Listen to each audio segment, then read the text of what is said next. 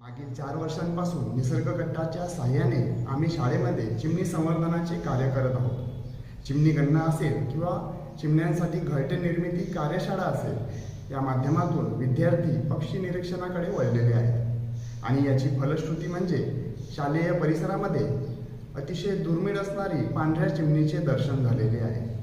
महाराष्ट्र पक्षीमित्रचे कार्यकारी सदस्य श्री अमोल सावंत सर यांना विचारले असता त्यांनी ही अतिशय दुर्मिळ नोंद असल्याचे सांगितले.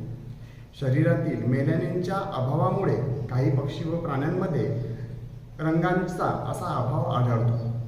याची नोंद आम्ही ई-बर्ड या ॲपवर सुद्धा घेतलेली आहे. पांढऱ्या चिमणीला पाहून आमच्या विद्यार्थ्यांमध्ये आनंदाचे वातावरण पसरले आहे.